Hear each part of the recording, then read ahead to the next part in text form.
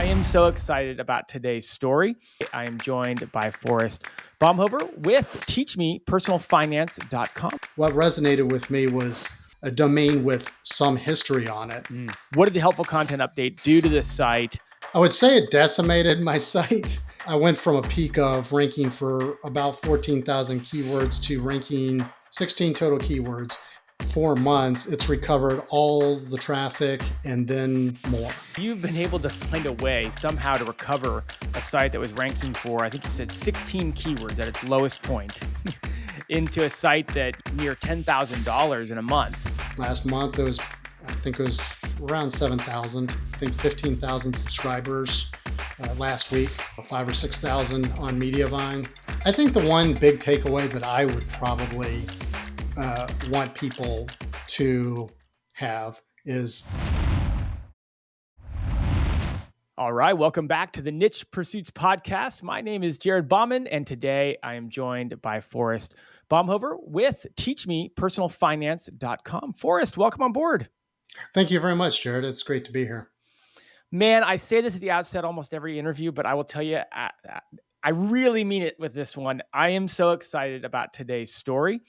You bought this website, this brand a while ago, and it's been a crazy roller coaster. And we're going to get to hear the whole story of the roller coaster, but also what you've been doing throughout that roller coaster to get it to where it is today. I'd call it a success story right now through all the ups and downs. Before we get into this specific project, maybe tell us a little bit about who you are, about your background, and what you were doing before you took this on. Sure. My name is Forrest. Basically, I grew up in Tampa, Florida, and then joined the Navy at the age of 17 to see the world. So spent most of my adult life in the Navy. And towards the end of my career, I realized I wanted to be a financial planner when I retired. So I spent a lot of time building the basic cornerstone for my financial planning career, getting the CFP designation, become a tax professional, all of that stuff about maybe 10 years ago. And then I retired in 2017, started my financial planning practice. And by 2020, I was a partner in another financial planning practice that I had joined along the way. And a couple of years later, I sold my partnership stake from that practice. And that was the point where I kind of took a step back and said, what do I want to do? Do I want to start, because part of my exit was a non-compete where I would have had to build my business from the ground up, or I had a decent amount of money to kind of figure out whether I wanted to invest in something else. So I decided to take a stab at launching a personal finance website. And that's what I've been doing for the past 3 or so years. So you have a financial background. You're currently running teachmepersonalfinance.com. Like how connected from the beginning of this project was it going to be to what you did? Or was this something different in personal finance than some of the areas you had specialized in? Well, so it's a little bit connected in that when I left my firm, I had written a lot of articles. So I kind of had a basic understanding of what SEO was, and I had some mentors, kind of a small, close hold group of personal finance writers that also had a military affiliation, a very, very small group of people. And so I had a shared community. I had a little bit of experience in writing for an audience, but I spent most of my time in a financial planning firm, so my focus wasn't on writing for SEO or finding engaged audiences. It was really just put something out there on a weekly basis to see if it helps people, and then that could have been. I mean, we did get clients through that, so I did, use that as an opportunity to build an audience. It was just an audience that was focused on our financial planning firm's services. And then I figured, well, I grew an audience once, actually did it twice because I had to do it for two separate firms. So I figured I could do it for myself the third time around. Hey, just a quick word, and then we'll get back to the interview. If you're into Hero style link building, then you're going to love this free offer we have for you. The team at Jolly SEO has earned over 25,000 backlinks, all organic, nothing paid. And now they're sharing exactly how they did it with you. They put together a completely free 55-page guide packed with step-by-step strategies and narrated video walkthroughs to help you follow along and learn how to build these types of links as well. And yes, it's 100% free for Niche Pursuits listeners. Check it out. Just go to jollyseo.com/free-hero-guide. Again, that's jollyseo.com/free-hero-guide. I'll include a link in the show notes as well. All right, now back to the interview. So walk us through how you landed on teachmepersonalfinance.com, and also what was the like the year, if you could, because I know that that's going to play a significant role in kind of where this site ends up going. Sure. So once my partner and I kind of agreed on the exit and the buyout, part of the agreement was I had a bunch of articles that I wrote for the firm, and I figured I would use that as starting material for whatever website I was going to create. And a lot of those existing articles were lightly, how do you feel about this, or estate planning tips, general stuff that looking back wouldn't have ranked very well, but it served to feed the needs of our audience. But the ones that did really well, that brought in people, were how to walk through this social security form, how to Mm-hmm. step by step guidance on this tax form. So I took all of that material and just kind of hung it in like a Dropbox or an Evernote folder that I created, and just kind of left it sitting there until I found a website to host it on. And so I thought about buying just a blank domain from GoDaddy, and I started learning about, you know, how to set up your own website, and something kind of, I guess, clicked along the way when I was learning about Ahrefs and all of the tools that are out there. I was learning this stuff for the first time, and what resonated with me was the thought of buying an expired domain, or a domain with some history on it. Mm-hmm. And instead of searching the GoDaddy listings for all the expired domains, I kind of thought, well, I've been going to these conferences for a while, FinCon for any personal finance people out there. And I thought, well, every year they have these awards, and every year there's the best new blog of 2010, 2014, whatever the case may be. And I kind of thought, there's probably a lot of people that have just given up. So I just went through all the past nominees of fairly prominent blogs, and I created an Excel spreadsheet that just, and I probably had 100 different websites, and I just cold contacted each of those website owners, and you can probably assume that I got zero response out of most of them. But Yep. then the handful of people that responded, this was the one that made the most sense to me in terms of uh, a, a clean enough slate to where I could create my own direction, and but still one that was, had the potential for being brandable at some point in the future. It clearly was connected to finance, but it wasn't so siloed that I could only talk about one topic. So it met a couple of needs in terms of being a blank enough palette that I could kind of create my website from scratch, but not actually starting from zero. So you found this website. What was the condition of it?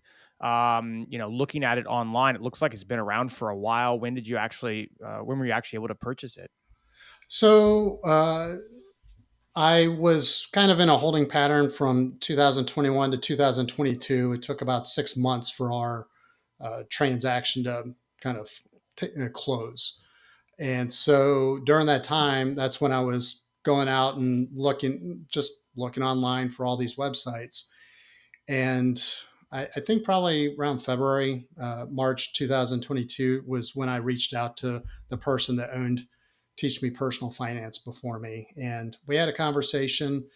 He had started this website, I think, in 2018, and he had a full time job. He worked in corporate America, and he wanted to have some sort of a personal finance website to, you know, help mentor people, maybe make a little money.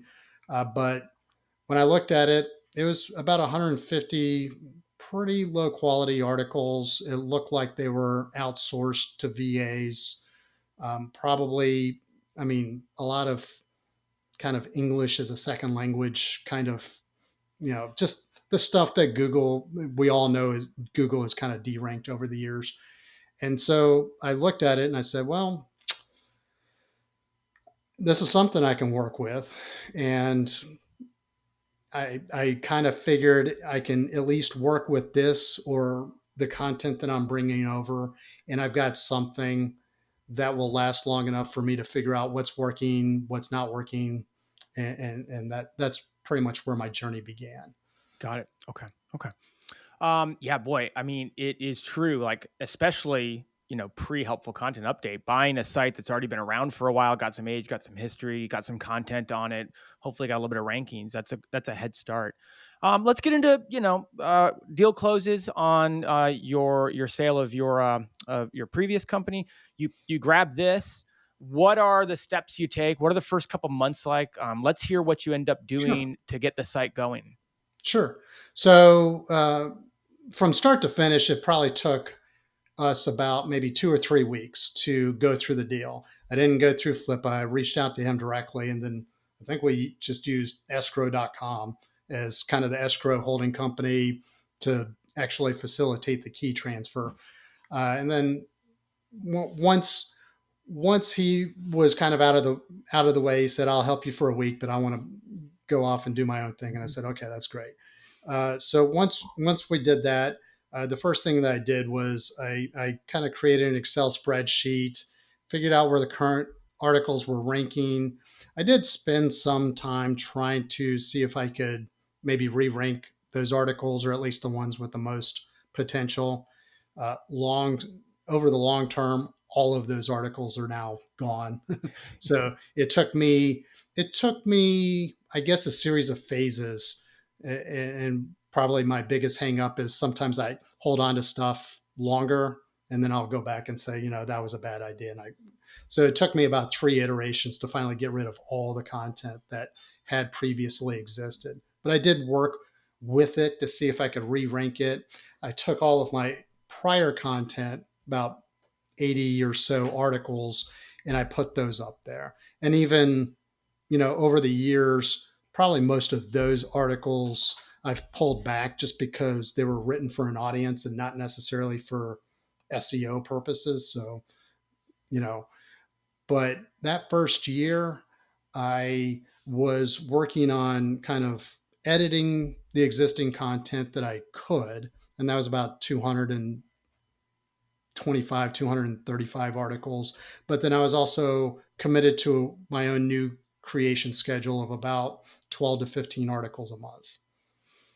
I mean, I'm sure this has changed over time, but at least initially, like, what were your plans for the direction of the website? Because personal finance, like you said, is super broad. You got that domain in part, as you said, because it gave you so much freedom to go in a whole multitude of directions. Like, did you kind of map out your content from a high level, or did you? A lot of times, people will publish a bunch of different articles Right. inside of a topic, and then they'll see what works, and then kind of double down on that. Like, what were kind of the first initial hits, and how did that play into your strategy and what you had thought was what you were gonna move forward on? So I had kind of done an analysis of the articles that I had brought over, and I was still learning about SEO, so I was kind of just scratching the surface on it. But I had an instinct of which articles I thought would do well on their own. It was also the articles that people found on their own when they were hanging up on my other website. So it did take a while to re rank like probably one of my biggest articles was one that's on this. Well, you and I aren't that age yet, but when people get to Medicare, Hmm. there's a surcharge that applies to high income taxpayers, Hmm. and high income taxpayers don't like paying more than they need to, just like the rest of us. So there's a form that you can complete to maybe see if you can get a reconsideration and knock down your Medicare premium. So that form is called SSA 44, and that was probably one of my biggest performers. So it took a while to re-rank it, but I knew it eventually would. And I just thought, well, why don't I just do all the tax forms and social security forms?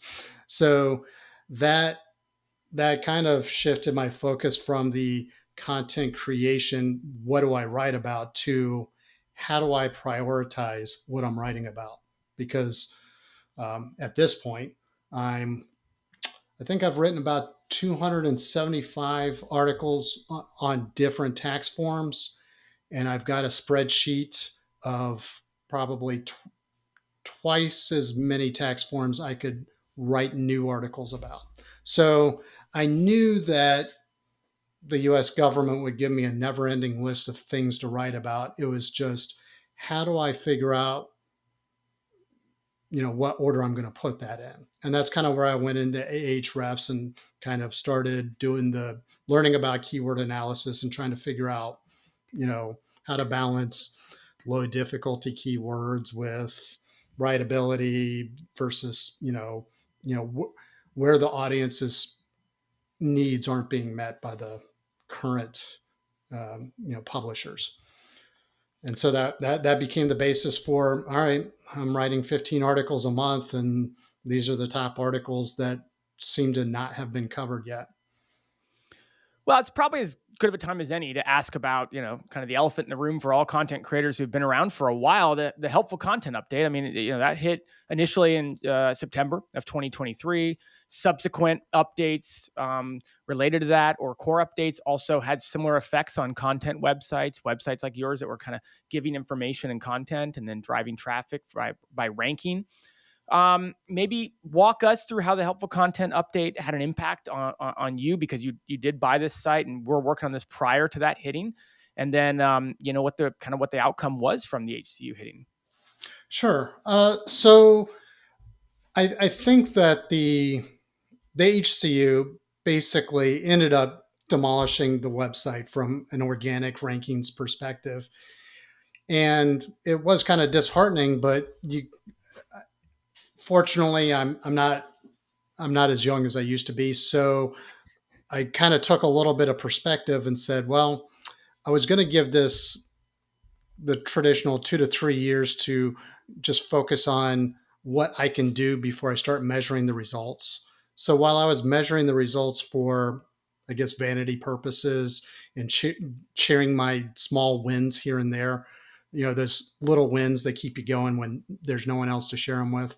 Uh, when you start losing those because Google completely tanks your site, that's disheartening. But I did know that this was a big ship to turn around. And so while I was really more focused on what am I going to do to get where I needed to be. So even though I was making progress, and we can see it in Ahrefs, like there's this little peak uh, towards the timing of that HC update, um, that that wouldn't have been the in-state goal. So just because all of that got, I guess, reversed, uh, it forced me to take a step back and say, is this happening because I'm not serving the audience well, or is this happening because of some arbitrary decision that Google is making? And one thing that kind of helped me stay the course was uh, probably the traction that I was starting to get on the YouTube channel that I Hmm. had uh, started working in February of that year. And so, you know, I took a look at that and said, on any typical tax form, if I'm generating a YouTube video on this tax form and it's doing very well, then the fact that Google tanked an article that goes step by step in into very, kind of complicated detail, to give a better reader experience than reading the 25-page version on the IRS website. Um, if that's not doing well, then I'm going to take a leap of faith and say there's a disconnect here, because the YouTube version is doing pretty well, but at some point that same viewer is going to want to sit down and actually figure it out, and they might need to slow down from watching a YouTube video and go step by step into some of these instructions. So it just kind of gave me a little bit of perspective that I wasn't 100% wrong in this. What did YouTube look like? Can you walk us through your process? Some of Sure. the key components to kind of what was getting traction, how you were creating these videos, what were the key metrics you were evaluating? Right. So I'll take a step back and say I'm not a YouTuber by mentality anyway, but I did have a site audit done probably about 6 months in, and just kind of a SEO. Hey, what am I doing before I make 400 of these articles? You know, I'm only at 150 or whatever now, so tell me what I'm doing right and wrong. And they gave me a bunch of technical, advice. We created a template for, hey, if you're going to write a tax form article, here's your tax form template, blah, blah, blah. And he encouraged me to start creating video content. Said, if you're writing about tax forms, sometimes people would rather watch the video. So if you shoot a video and embed the video, then you should be able to, kind of get a wider range of that audience that would be interested in that article. And then I thought, well, what if I used a YouTube video? What if I just created that video and uploaded it onto YouTube? And he said, yeah, you can embed YouTube videos. WordPress allows you to do that in Gutenberg, so why not? So I just started making YouTube videos, um, still primarily to help bolster the website. But then it kind of took on a life of its own. And I guess that leads us to the question of what my process was.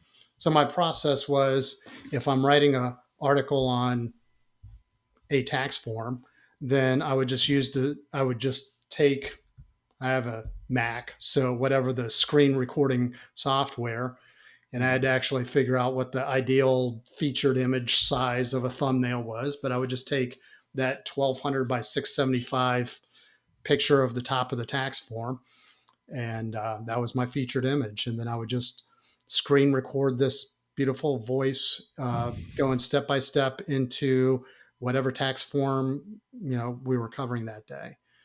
And kind of, I actually, when I first started, I didn't even fill out the form. It was kind of a viewer suggestion. Hey, why don't you give us examples? So after about 50 of those videos, I started actually kind of creating like mini case studies with like a fictional character that I made up, John Doe and his wife. And John Doe does all of his tax returns on my YouTube videos. So, you know, I just kind of started thinking about, all right, how do I take this tax form and make it into a relatable story for the person that's consuming that video?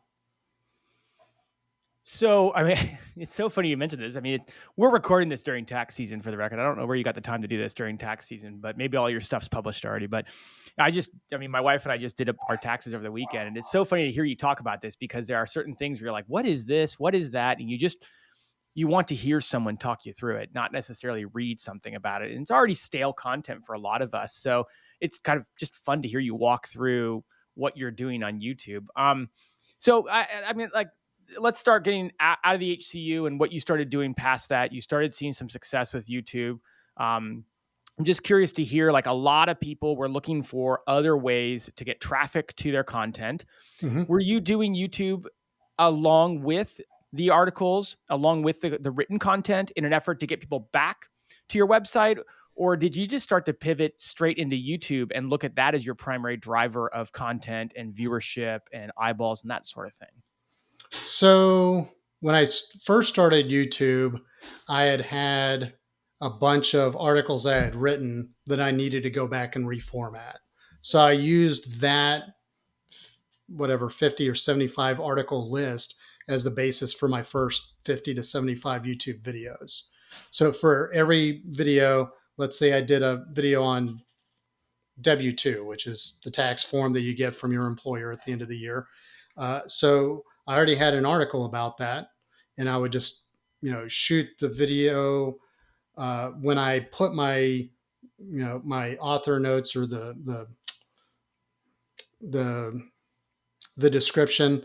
I still keep a notepad of all the articles that I've written, the name of the tax form, the corresponding article, and the link to the video. So if I mention a form or a schedule in the video, then I would link to it in the show notes on the YouTube video. And then I would also embed that YouTube video into the content. So it kind of had the, if you liked watching this, but you need to dig deeper into this or any other tax form, you can find it in the YouTube show notes. Or if you wanted to go from the article to the YouTube video, then you could do that as well. Okay. Okay. So, I mean, the cat's out of the bag to some degree. Like at some point, this site starts to gain traction again. And I think the traction looks different because you're having success with YouTube, and then you start to see success again with organic rankings. What was the process leading up to that? And I'm just curious. I know a lot of people listening will have had similar things happen to them with the HCU, and now subsequently are still looking for strategies that have worked for people who have turned things around. So, I mean, dive as deep as you want into this, but I think everyone is really excited to learn about what you've done since things tanked, both YouTube and on your website to kind of pick things back up again.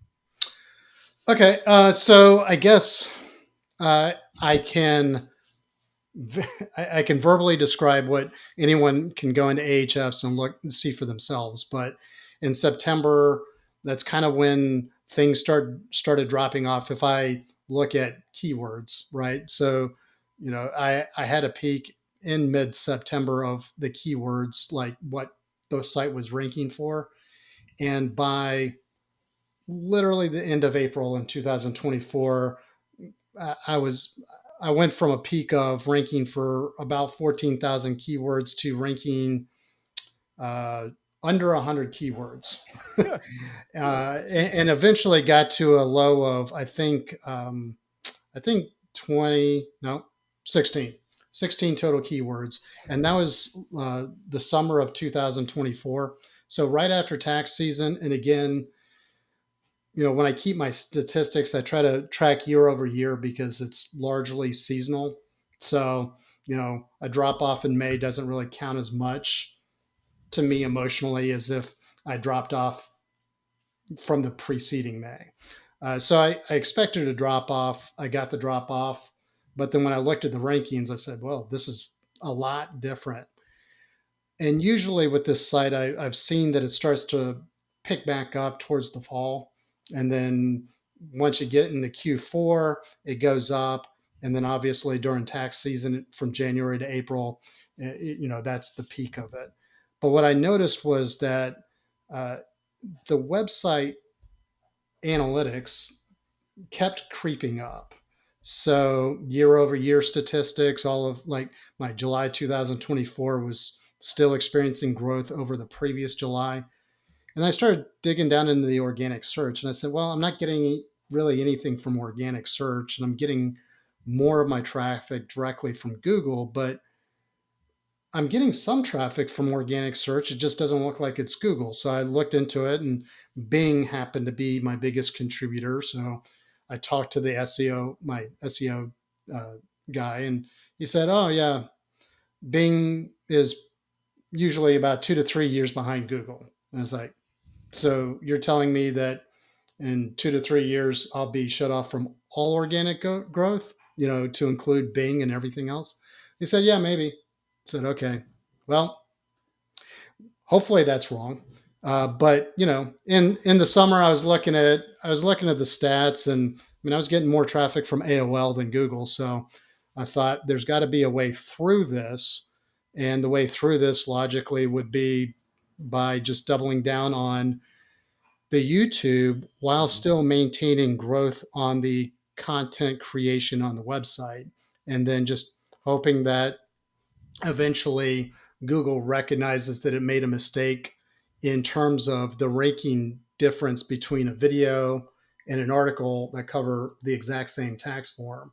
And so it did take a while. The entire year of 2024 was one big testing period.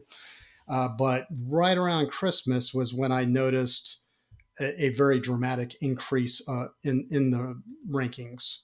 So it literally went from zero, and then the core update in December apparently started putting some of my pages back into Google's good graces, and that recovery was about as dramatic as the drop off. So in the past 4 months, it's recovered all the traffic and then more. So, Well, congratulations. Yeah, I mean, it really does. If you look at Ahrefs, I mean, I was just glancing at it, but it's definitely tied to that December core update. And I mean, the site ranks for just a handful of keywords at the time, under 1,000 keywords.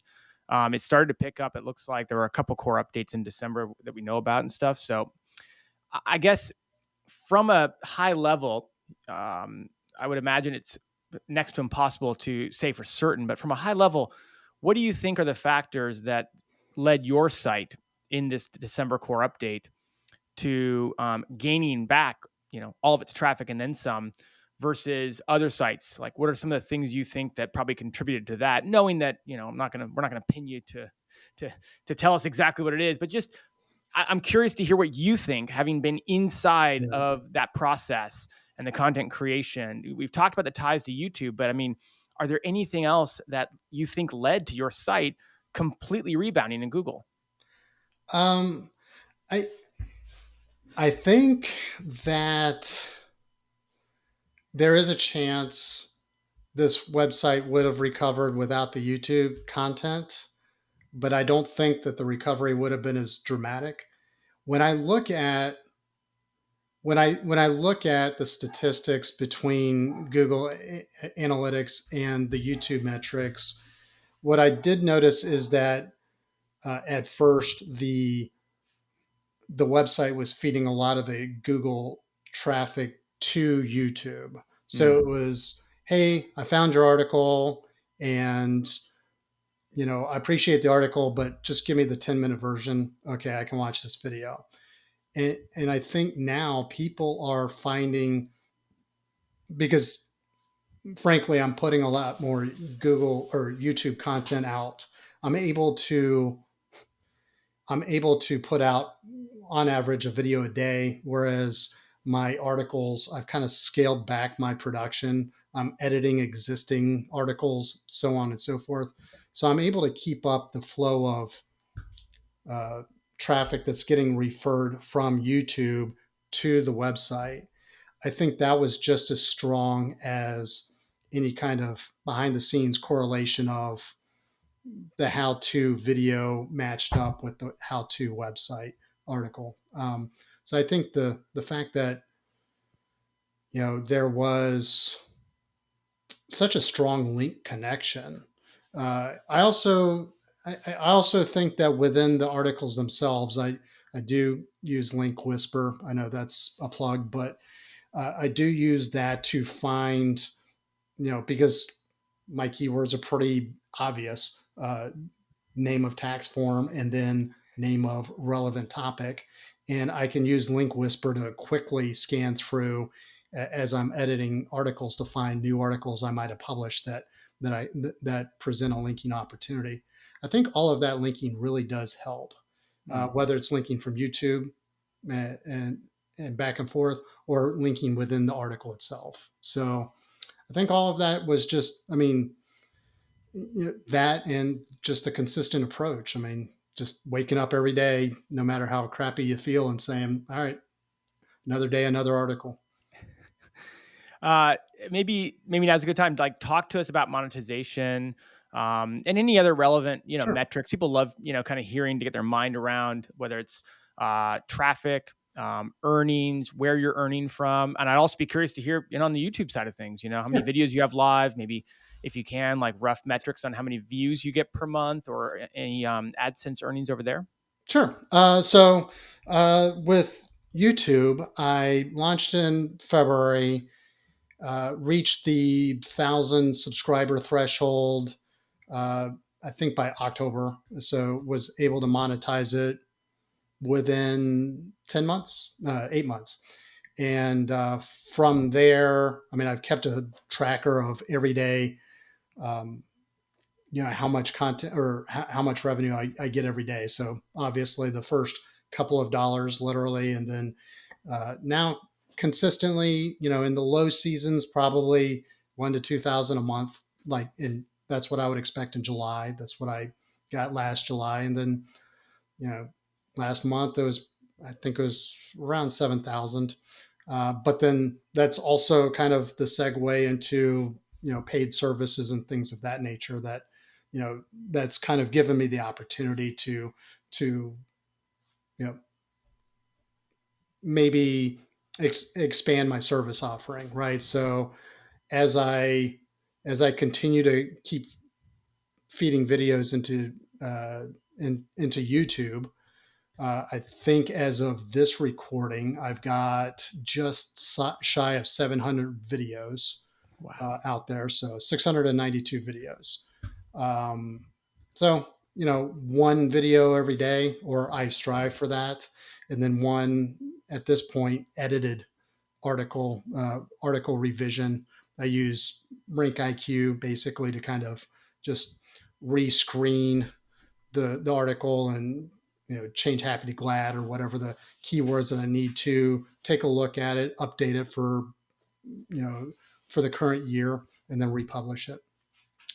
But the the YouTube, I mean, the only metric I track a lot of metrics. The ones that really matter are probably the revenue ones to me. But we just went over, I think, 15,000 subscribers last week. That's really a vanity metric. My RPMs on YouTube are probably, every month I keep wanting to say that they're wrong, but I don't think that they are, and I hope that they're not.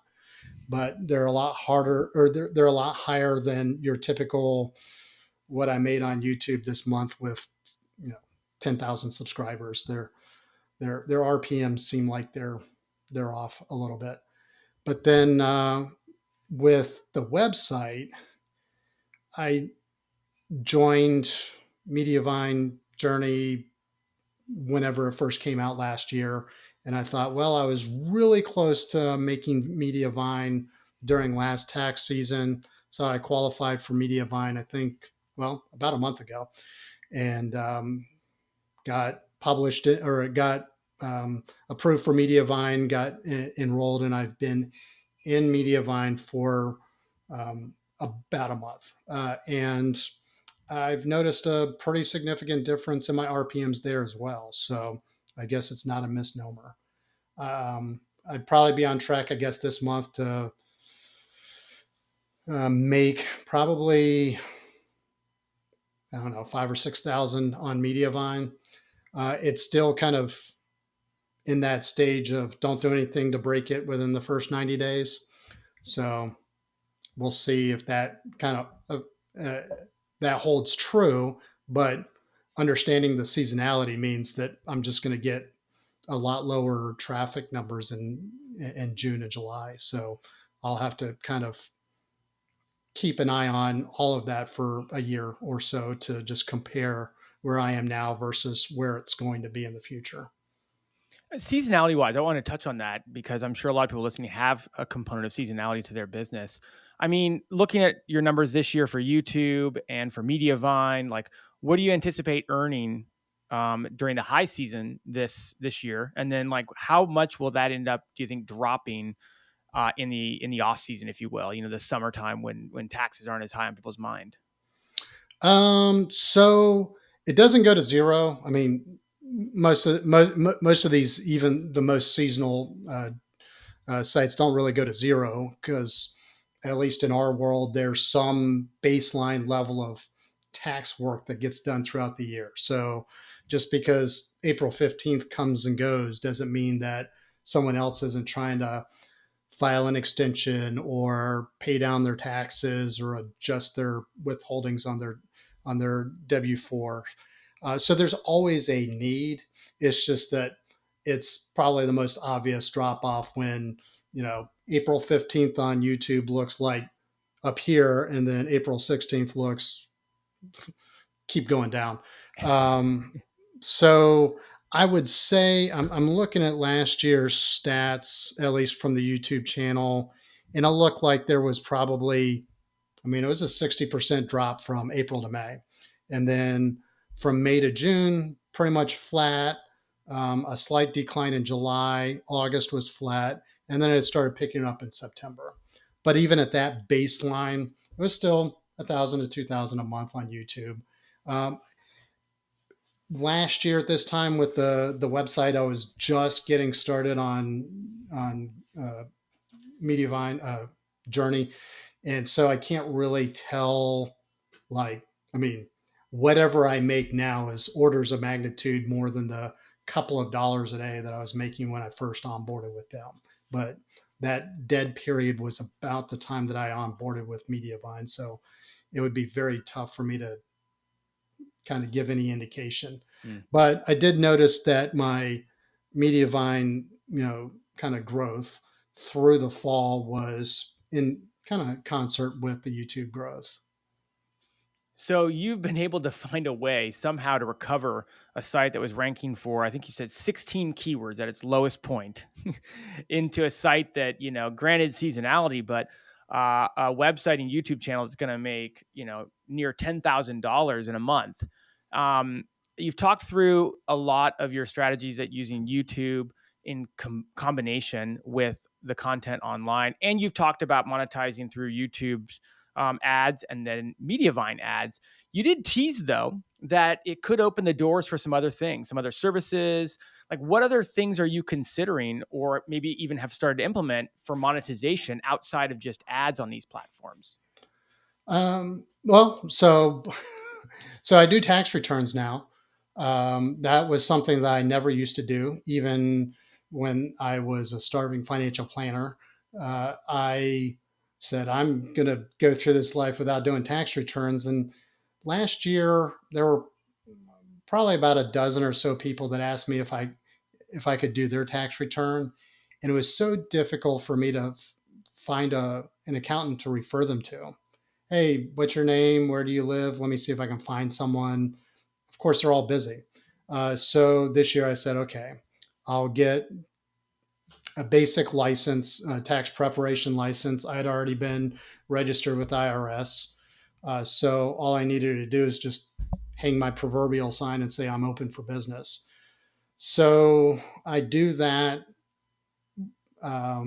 as a service offering to people that are not able to find an accountant. But I don't plan to make that like a mainstay. I think we are teasing kind of, or at least in the um, opening stages of creating a tax planning opportunities. So people can schedule one-on-one time with me to talk about whatever they want. And a lot of people have tried to come up with tax planning, Roth conversions, things of that nature. Oh, I've got this source of income that's going to come in. How do I pay the least amount of money on that? So I think that uh, we've got some market opportunity in terms of, you know the target audience that I feel like I have, which really is either do-it-yourselfers that just need help on that one tax form, or your occasional CPA that needs help on that one tax form. But most of the audience is do-it-yourselfers. And when it comes to tax planning, it's hard for a lot of these people to find the CPA that they want to partner with, because their CPA either is focused on just tax returns, and that's all they do, or they might focus on something that the client really isn't a good fit for. Like Mm. business owners, they like to keep books, or some other specialty. But there are a lot of people that want to find tax planning services, and the only way they can really do that is through maybe a financial planner that will ask them to commit to a lot more stuff than they're comfortable doing. So I think there's an opportunity there that we're looking to explore. As we wrap up here, Forrest, like anything that we didn't touch on that you think is really important to share as it relates to this journey. And again, like it's just always so fun to have here on the podcast these stories of a down and then back up, and the process and the trials and the tribulations you go through to get back to being where you are now, growing, and hopefully that will continue. But like we touched on a lot of different stuff, but I just wanted to ask one final question: like, is there anything we didn't get to? Anything I didn't ask you about that you think is really important for people to know about this recovery and growth story? Um, I think the one big takeaway that I would probably want people to have is that I listen to Niche Pursuits. I listen to a lot of uh, the podcasts that talk about the world of SEO and how Google is impacting things. Uh, I wouldn't say that Google is always right or wrong. Uh, I would say that in my case, uh, I stayed the course because I felt like Google was sending a mixed message, and it was very clear on one side of the equation that Google really liked the content that I was putting out. And on the other side, that message was being received by everyone except for Google, right? If AOL is ranking me for keywords, but Google's not, I kind of took a look at that and said, well, either Google's going to correct everything in my favor or against my favor. And I figured that um, as long as Google has taken its time to decide which way it's going to go, I might as well just stay the course. And so just kind of keeping consistent and doing the same thing, knowing that Google at least appreciated part of my work, and then allowing it the opportunity to kind of catch up with recognizing the rest of it was, I mean, if I gave up like a lot of people reportedly did when the HCU first started really decimating websites, I would have never seen that recovery. Well, Forrest, I mean, I can't thank you enough. You reached out and said, "Hey, I listened to this podcast. I think I got a story that people would get a lot of value out of." Thank you for doing that. Thank you for coming on and sharing. Where can people, follow along with what you have going? Obviously, we have your website. We'll put that in the show notes and your YouTube channel. But anywhere else that you want to direct people? I mean, that you can reach me via email, Forrest 2Rs at teachmepersonalfinance.com. I'm always on the website or on the YouTube channel, probably to my detriment, maybe sometimes, but um, I'm always happy to have a conversation with anyone that wants to kind of learn a little bit more. Well, Forrest, thank you so much for coming on. Congratulations on the success. I hope it continues. Thanks for giving us your time during tax season. I mean, man, we're recording this right there on the tail end, so appreciate it. Good luck, and we'll talk to you again soon. All right. Sounds great. Thank you, Jared. Hey everyone, Spencer here, founder of Niche Pursuits. So you probably know the importance of building internal links so your site can perform well in Google. Today I want to share how Link Whisper can help you add outbound internal links to your articles. As you draft your article in WordPress, Link Whisper scans your site, identifying the best internal link opportunities. It then recommends the perfect anchor text and link to add. With just a click, your content is updated with new internal links. No more expensive tools or tedious manual site searches.